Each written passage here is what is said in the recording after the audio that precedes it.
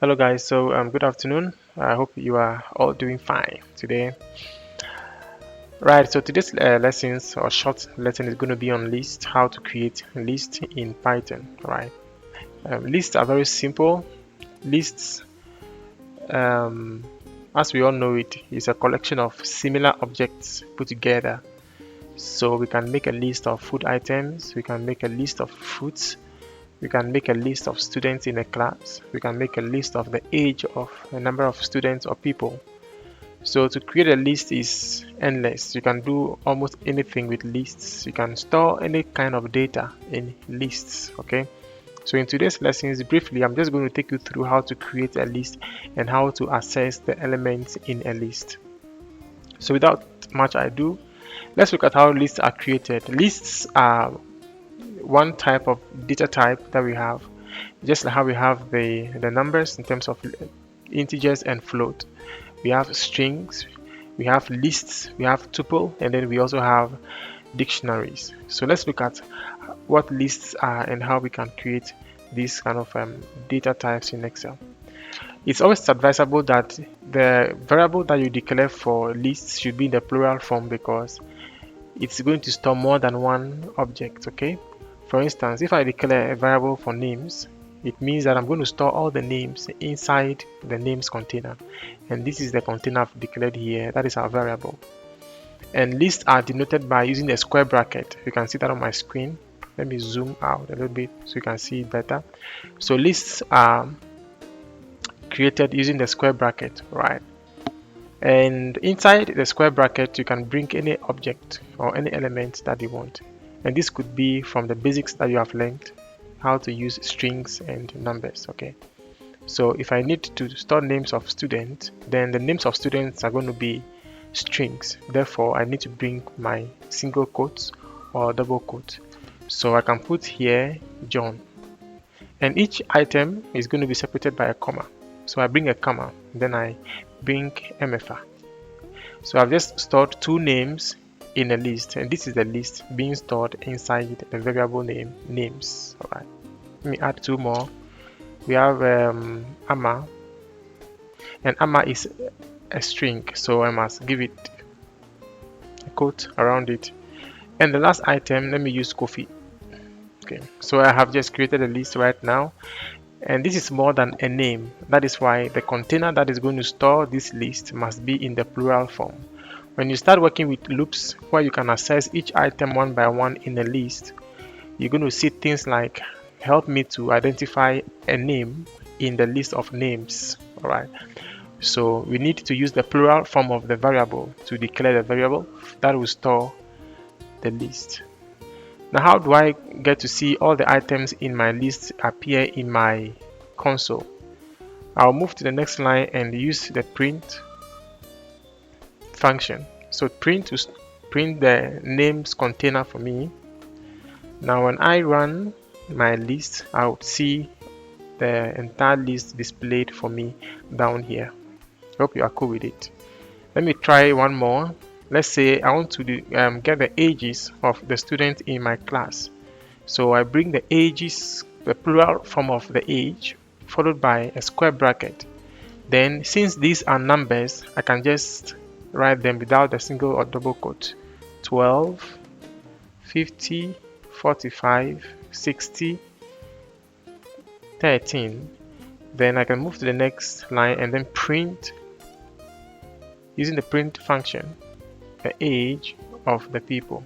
So when I run this code, I'm going to get the list of what? All the age. Mind you, I have these two print statements on the screen, and that is why you are having these two rows of data output or output on the screen in our console. Beautiful. Let me comment this out, Control/. Now, how do I access the elements in the list one by one? We call them index. Okay, index. So John is at an index, MFI is at an index, Amma and Kofi are also in their respective indexes. And this index I'm talking about here are numbers. In programming, we start counting from 0, making it a whole number. But in normal mathematics, we have both counting numbers and whole numbers. Counting numbers start from 1, and whole numbers start from 0. So here we're going to use the whole number system to count the objects in the list. So the first one here is at position 0, index 0. MFI is at index 1, Amma index 2, and Kofi at index 3. But when you count using the counting numbers, we're going to have 1, 2, 3, and 4. Therefore, just as you've printed the names out which appear this way, which I'm pretty sure is not what you want your customers to see or the users of your system to see, we're going to use a special we're going to write the code in a special way that would output each item that are at their respective indexes. So I'm going to bring the square bracket again after the names in the print function this way. So print the names, then you bring the square bracket and say at position 0. Okay, at position 0. Now let's right click and then run this code and we see what John. So John is at position 0. Let's duplicate this code and let's check what is at position 1. So position 1 is MFA. Now if I want to get to know the last item in the list without actually counting, then this time instead of saying -1, we're going to use -1. So -1 always starts counting from the back, whilst 0 starts counting from the front. Okay, so -1 will give me the last item in any list at all that I have. That is Kofi. Kofi is here. If I do -2, that means I'm counting from the back. So -1, then -2. All right. So this should give me, let me check this out again, and this is going to give me Amma, which is -1, -2, which also means that if I count from left to right, I'm going to have 0, 1, and 2. So if I want to access Amma from the left, then that is going to be index position 1, 0, 1, and 2, which is index position 2. So let's run this code again and let's see. So we still have Amma. Okay. But let's look at index position 1. Index position 1. Let me clear all these so that we can get it clearer. So print names at index 1. Index 1 from left to right is Amma, MFA, I guess. Yes, so that is MFA because this index 0, index 1. So I'm going to put the index here as what? 1. But what about if I make it -1, -2, -3? So if I move from the back, that will be -3, and this should give me my object at index -3 or index 1, 0, 1, or -1, -2, and -3. So what happens if I want to print out a message for each of these people? So I can print out a message using my F string and say that hello who, then I can mention the name of the person. Hello names at position 0, comma, you are welcome. So if I run this code, I'm going to get hello John, you are welcome. If I change this to -1, it's going to pick Kofi at the end of my list, right? So I'm going to right click on this, run the list again, and have hello Kofi, because Kofi is at index -1. So basically this is how we create lists in Python and are able to access the element in the list one by one. Now let me just introduce you to what we call methods. Methods are also like functions, but the way they are applied is a bit different. For instance, if I type John in small letters, E in small letter, A, and K in small letters, I can use a method. If you take Microsoft Word, for instance, when you type any word or sentences in lowercase, you can choose to convert all these to uppercase or capitalize each word or just the sentence case. Okay. So in this case also, if we need to apply any method to what we have just done here, then we need to apply the method to it by adding a dot at the end of the variable. So if I say names which is at index -1, and then I say dot upper, this is going to give me a method called convert everything here convert all the names or the name I'll pick to uppercase. That is what this method is talking about.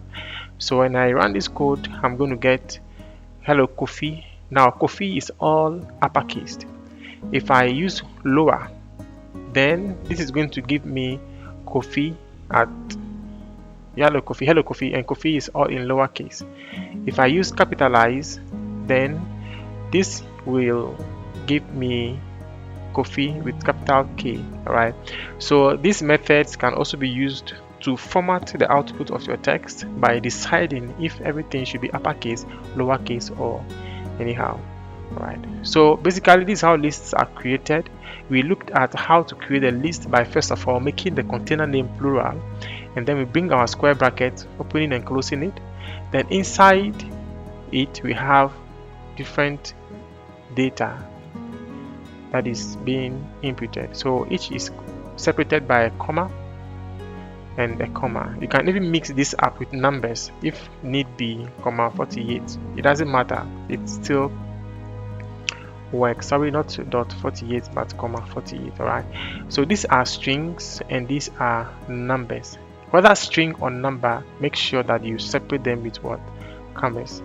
Okay, then also we learned how to output the list in totality, and also how to assess each element in a list. And we did that by doing what? Printing the names, bringing the index and say okay at index 2. So when I run my code, I'm going to get AMA as 0, 1 and then 2. Alright, so that's all for now. Please go ahead, create different lists that you can and try to assess the objects one by one in the list, and I'm pretty sure that you will be able to get the understanding that you desire. Thank you so much. I'm Desmond, and welcome to the Genius IT Brainery Tutorial Support Center, where we help you to understand better what you've learned in class. Thank you and have a nice day. Bye.